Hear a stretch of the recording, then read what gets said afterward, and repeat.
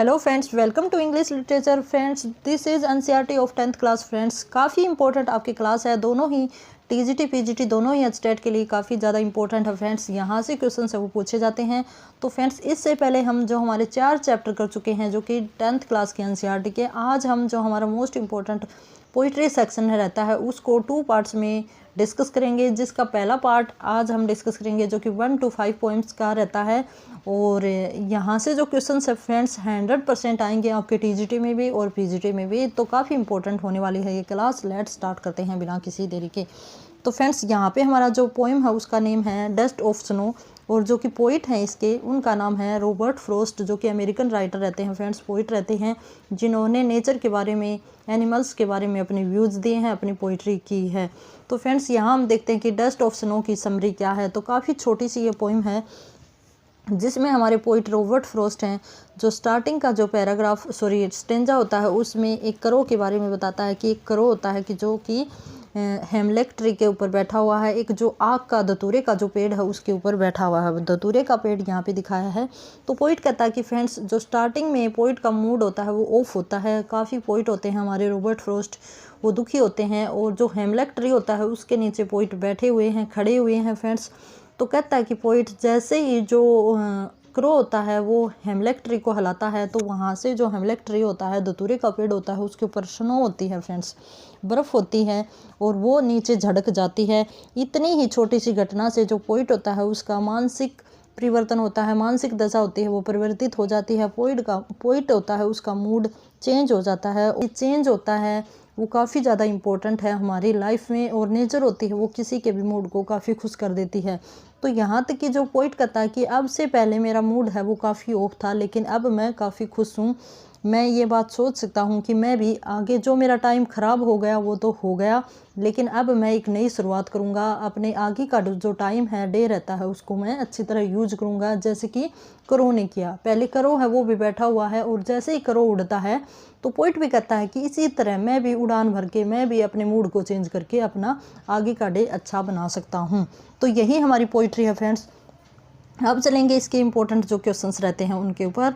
तो हमारा जो फर्स्ट क्वेश्चन रहता है फ्रेंड्स वो क्या रहता है, एक बार देखना।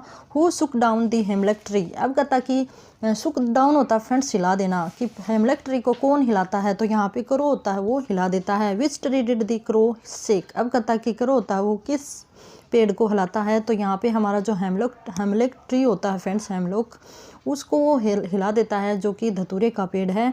What fell on the poet. अब कहता है कि फेल ऑन पढ़ना, पोइट के ऊपर क्या गिरती है, तो डस्ट ऑफ स्नो।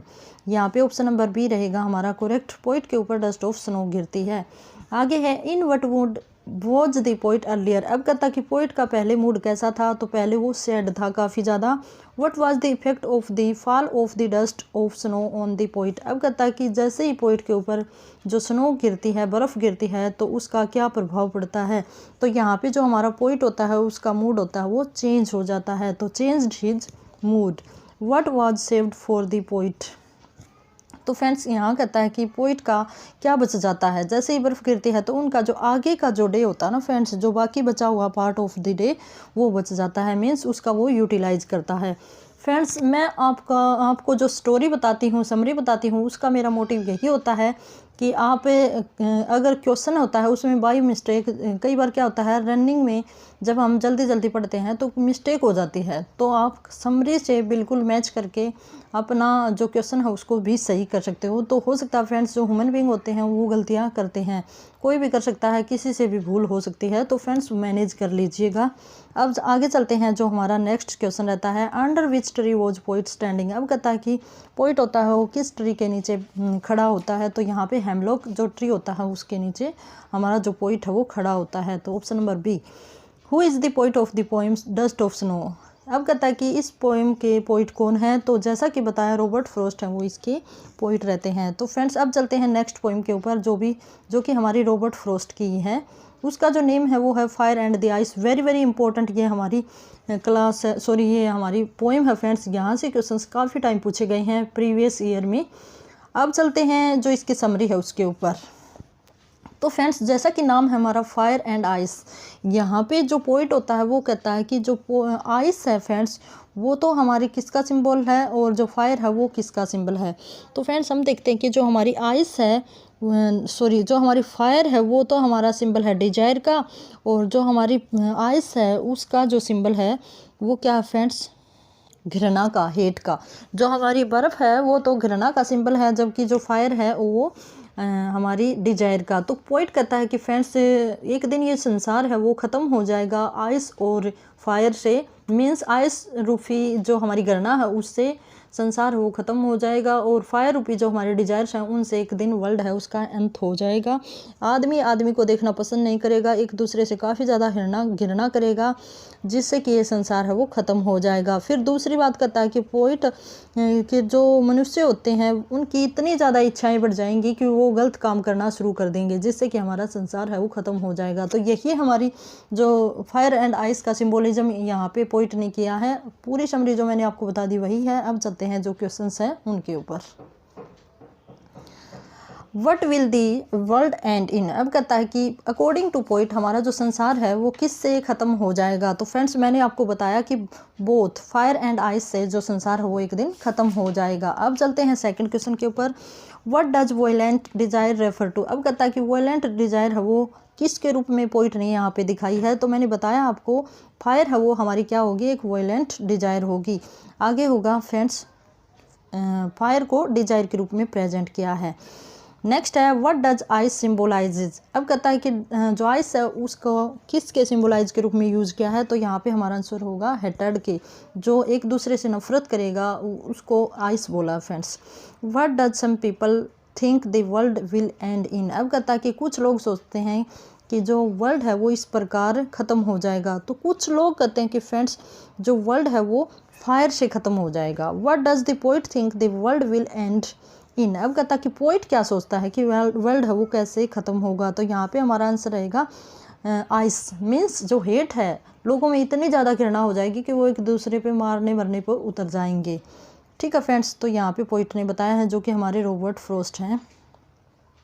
और फ्रेंड्स एक इंसिडेंट होता था कि जो हमारे जवाहरलाल नेहरू जो हमारे प्राइम मिनिस्टर रहे हैं उनको काफ़ी ज़्यादा पसंद थे जो हमारे रॉबर्ट फ्रॉस्ट। तो जब कहा जाता है कि जब उनकी डेथ हुई थी तो उनकी जो पॉकेट थी जवाहरलाल नेहरू जी की, उनकी पॉकेट में जो हमारे रॉबर्ट फ्रॉस्ट हैं उनकी 4 लाइनें एक पोइट्री की लिखी हुई थी। तो वो 4 लाइन उनकी जेब से मिली थी, जिससे हमें पता चलता है कि जो जवाहरलाल नेहरू जी हैं वो रॉबर्ट फ्रॉस्ट के कितने बड़े फ़ैन थे। आगे चलेंगे। Can hatred destroy the world, अब कहता है कि क्या जो घृणा करते हैं जो लोग, क्या वो संसार को डिस्ट्रॉय कर देंगे। तो यहाँ पे हमारा आंसर रहेगा yes. According to the Robert Frost what will end one day, अब कहता है कि अकॉर्डिंग टू रॉबर्ट फ्रॉस्ट एक दिन क्या ख़त्म हो जाएगा। तो ये जो हमारा संसार है वो एक दिन ख़त्म हो जाएगा। तो ऑप्शन नंबर डी रहेगा हमारा करेक्ट। आगे चलते हैं। Who is the poet of the poem fire and ice, इसके जो पोइट हैं वो कौन है, रॉबर्ट फ्रॉस्ट जी इसके पोइट हैं। आगे चलते हैं फ्रेंड्स हमारी जो थर्ड पोइम रहती है उसके ऊपर। तो फ्रेंड्स जो हमारी थर्ड पोइम है उसका नेम है ए टाइगर इन जू, वेरी वेरी इंपॉर्टेंट एंड बहुत ही अच्छी पोइम है फ्रेंड्स, जो कि लेस्ले नॉरिस के द्वारा लिखी गई है फ्रेंड्स। इसमें जो हमारा ये भी बहुत इंपॉर्टेंट हमारी पोइम है फ्रेंड्स। यहाँ से जो क्वेश्चंस आए हुए हैं हमारे टीजीटी पीजीटी दोनों ही एग्जाम में, तो मोस्ट इंपॉर्टेंट हमारी पोइम है, इसके ऊपर डबल स्टार लगा लो फ्रेंड्स। ठीक है। और वैसे तो बात करें तो 10th क्लास हमारी काफ़ी इंपॉर्टेंट है, जो टीजीटी में भी पूछी जाती है और पीजीटी में भी पूछी जाती है 10th क्लास से जो क्वेश्चंस हैं। तो फ्रेंड्स हम देखते हैं कि टाइगर इन द जू है, उसमें जो हमारे पोइट हैं उन्होंने बताया है कि जो टाइगर जू में रहता है और जो टाइगर फॉरेस्ट में रहता है उन दोनों के बीच में क्या फ़र्क है, क्या उनमें कंपैरिजन किया है। तो जो हमारा पोइट है वो कहता है कि फ्रेंड्स जो टाइगर पिंजरे में बंद है, चिड़ियाघर में है, जू में है, वो फ्रेंड्स क्या होता है, वो घूमता रहता है। कोई भी विजिटर उसको देखने के लिए आता है तो वो उसकी तरह ध्यान नहीं देता, उसकी तरफ बिल्कुल भी ध्यान नहीं देता। और रात में जो हमारा टाइगर होता है उसकी आंखें सितारों के जैसे, चांद तारों की तरह, सितारों की तरह चमकती हुई दिखाई देती हैं। तो यहाँ जो हमारा राइटर है, पोइट है, वो कहता है कि और जो जंगल में जो बाघ होता है वो एकदम फ्रीडम के साथ घूमता है, लेकिन फ्रेंड्स वो अपनी मर्ज़ी से शिकार करता है। उसको अगर कोई दिखाई दे जाए और उसका मन है तो वो शिकार कर लेता है। और अब क्या कहना चाहता है पोइट कि एक तो बाग है जो ईंट पत्थर के सलाखों के पीछे है, और रात में वो सितारों को देखते हुए शायद यही सोचता है कि भाई एक दिन मेरे को भी स्वतंत्रता मिलेगी, मेरे को भी फ्रीडम मिलेगी, अपनी फ्रीडम के लिए वो कामना करता होगा। तो यहाँ पे दोनों टाइगर्स में जो राइटर हैं, पोइट हैं, उन्होंने अपने व्यूज़ रखे हैं, कंपैरिजन किया है, यही हमारी पोइम है फ्रेंड्स। अब चलते हैं इसके इंपॉर्टेंट क्वेश्चंस के ऊपर। तो फ्रेंड्स देखना जो इसके क्वेश्चंस हैं वो क्या है। What does a tiger have on his body. अब कहता है कि टाइगर होता है उसकी बॉडी पे क्या होते हैं, तो सभी को पता है टाइगर होते हैं उनकी बॉडी पे स्ट्राइप्स होते हैं। तो ऑप्शन नंबर बी रहेगा हमारा, बिल्कुल करेक्ट रहेगा। आगे चलेंगे नेक्स्ट क्वेश्चन के ऊपर। How does a tiger feel in a cage. अब कहता है कि जो केज वाला टाइगर होता है वो कैसा महसूस करता है। तो अभी अभी मैंने बताया कि टाइगर होता है वो खुश नहीं होता फ्रेंड्स, काफ़ी ज़्यादा कैसा होता है, एंग्री होता है। ऑप्शन नंबर डी रहेगा हमारा correct. How are the pets of a tiger. अब कहता है टाइगर के जो पेट्स होते हैं, पंजे होते हैं, जैसे हम देखते हैं ना जो हमारे डॉग वगैरह होते हैं, जो कैट होती हैं, उनके पैड भी काफ़ी नाजुक वेलवेट की तरह होते हैं। तो वैसे ही जो टाइगर है उसके जो पैड होते हैं वो कैसे होते हैं, वेलवेट वाले होते हैं। आगे चलेंगे फ्रेंड्स। थोड़ी सी साउंड प्रॉब्लम है, नॉइस है, साथ में कंस्ट्रक्शन का काम चल रहा है, तो मैनेज करिएगा। आप अपनी कंटेंट अपनी क्लास के ऊपर ध्यान रखिएगा फ्रेंड्स, ठीक है। What does the tiger hunt near the water hole. अब कहता है कि जो फ्रीडम के साथ जो टाइगर फॉरेस्ट में घूमता है वो वाटर पोल के नज़दीक किसका हंट करता है, शिकार करता है। तो फ्रेंड्स यहाँ पे हमारा आंसर रहेगा डियर का। Option number question number next है, where do the tigers hunt the deer. अब कहता है कि टाइगर होते हैं वो कहाँ पे हंट करते हैं डियर का। तो ऊपर वाले क्वेश्चन में जैसा कि था near the water hole. Where should the tiger be snaring. अब कहता है स्नैरलिंग होता है दहाड़ना, गुर्राना, ठीक है। तो वेयर शुड जो टाइगर होगा वो कहाँ पे दहाड़ेगा, तो ओबियसली जो टाइगर होगा वो जंगल के किनारे पे। तो यहाँ पे ऑप्शन नंबर ए रहेगा हमारा करेक्ट। आगे चलेंगे। A tiger is happy when dash. अब कहता है कि टाइगर कब खुश होता है। तो हमने बताया, जो हमारे राइटर हैं उन्होंने बताया कि टाइगर जो फॉरेस्ट में होता है वो काफ़ी खुश होता है। He is free in the forest. जब वो फॉरेस्ट में फ्री होता है तो वो काफ़ी खुश होता है। आगे चलेंगे नेक्स्ट क्वेश्चन के ऊपर। What is the tigers attitude towards the visitor. अब कहता है कि जो जेल में, जो सलाखों के पीछे जू में जो टाइगर होता है उसका जो विजिटर के टुवार्ड्स कैसा बिहेव होता है। तो फ्रेंड्स उसका कैसा होता है, उनको वो इग्नोर करता है। तो ऑप्शन नंबर सी रहेगा हमारा correct. What are patrolling at night. अब कहता है कि रात के समय में कौन पेट्रोलिंग करते हैं। तो ओबियसली जो हमारे क्या होते हैं फ्रेंड्स, कार्स होती हैं, जो कोप्स की कार होती हैं, जो रेड नहीं मानते हैं, हम भी सुनते हैं पेट्रोलिंग करते हैं, भाई ये इधर उधर दाएं बाएं सब कुछ व्यवस्थित है या नहीं। तो पुलिस होती है वो क्या करती है, पेट्रोलिंग करती है। How are the eyes of the tiger. अब कहता है कि रात के समय में टाइगर की आइज होती हैं वो कैसी दिखाई देती हैं। तो फ्रेंड्स वो ब्रिलियंट दिखाई देती हैं, चमकती हुई दिखाई देती हैं। What is brilliant in the poem A tiger in जू। अब कहता है कि जो ब्रिलियंट वर्ड यूज किया गया है इस पोएम में वो किसके लिए यूज हुआ है। तो फ्रेंड्स यहाँ पे ऑप्शन नंबर सी रहेगा हमारा correct. Tigers eyes and this stars, जो स्टार है उनके लिए किया गया है और जो टाइगर की आइज है उनके लिए। अब चलते हैं हमारी फोर्थ जो पोइम है फ्रेंड्स उसके ऊपर, जो कि नेम है how to tell wild animal, ठीक है। जो कि फ्रेंड्स हम बात करें तो कैरोलिन वेल्स के द्वारा ये पोइम है वो लिखी गई है फ्रेंड्स। यहाँ पे वेल्स है WELL वेल्स, ठीक है फ्रेंड्स। और ये जो पोइम है फ्रेंड्स उसमें जो हमारे पोइट हैं उन्होंने 4-5 ऐसे एनिमल हैं जो वाइल्ड एनिमल हैं उनके बारे में डिस्क्रिप्शन दिया फ्रेंड्स। जो हमारा पहला जो इसमें जो पहला स्टेंजा है उसमें जो पोइट है उन्होंने जो एशियाई लोइन है फ्रेंड्स उसके बारे में बताया है कि एशियाई लोइन होता है भूरे पीले रंग का होता है, काफ़ी डरावनी उसकी गर्जना होती है और काफ़ी विशाल काय पशु होता है, और उसकी जो स्किन होती है फ्रेंड्स उसके ऊपर काली धारियाँ होती हैं। अब कहता है कि फ्रेंड्स वो कभी भी शिकार करने के लिए तैयार होता है। फिर दूसरा नंबर का जो एनिमल आता है वो चीता आता है फ्रेंड्स, जो कि हमारे बंगाल में मिलता है, और कहता है कि वो भी अपने शिकार के लिए काफ़ी ज़्यादा उत्तेजित होता है। फिर उसके बाद जो हमारा राइटर है उन्होंने भालू का बताया है कि भालू जब मनुष्य बस्तियों में आ जाता है, मनुष्य के घर के पास आ जाता है तो वो मनुष्य को हग कर लेता है भालू, ठीक है फ्रेंड्स, और उसको मार देता है, फिर हग करने के बाद मार देता है।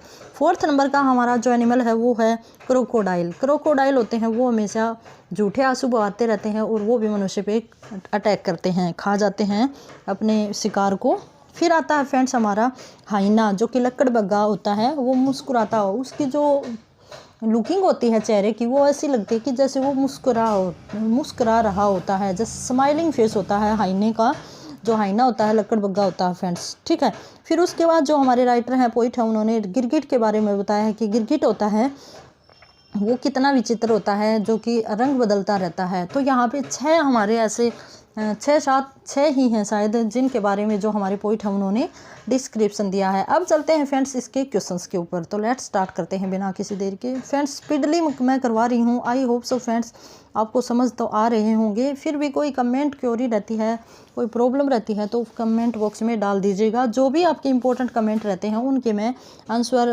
100% देती हूँ फ्रेंड्स। मैं कोशिश करती हूँ कि बहुत जल्दी आपको रिप्लाई दिया जाए। अब चलते हैं फ्रेंड्स जो इंपॉर्टेंट यहाँ के क्वेश्चंस हैं।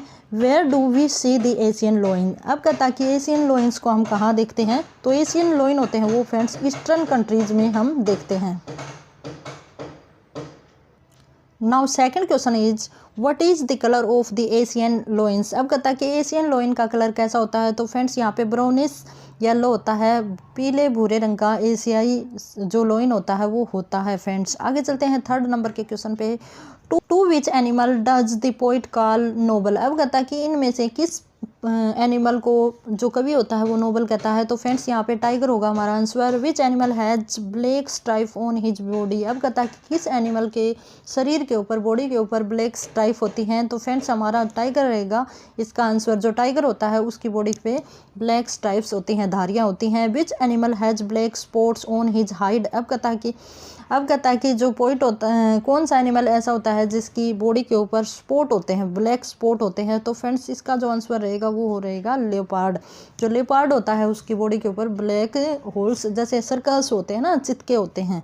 आगे चलेंगे नेक्स्ट के ऊपर। Which animal is mainly associated with Bengal. अब कहता है कि बंगाल से कौन सा एनिमल रिलेट करता है, तो यहाँ पे हमारा आंसर रहेगा बंगाल से टाइगर है वो, बंगाल टाइगर हम बोलते हैं ना, बंगाल टाइगर, जो कि हमारे सौरभ गांगुली है उनको बोला जाता है, उनको ये नाम दिया गया है भाई। क्योंकि दिया गया है क्योंकि बंगाल में काफ़ी ज़्यादा टाइगर होते थे पहले भी, और अब तो जो टाइगर्स हैं उनकी संख्या काफ़ी कम है, लेकिन धीरे धीरे इसके ऊपर प्रोजेक्ट है वो बनाया गया है जिससे हमारे जो टाइगर हैं उनकी जो संख्या है वो बढ़ रही है।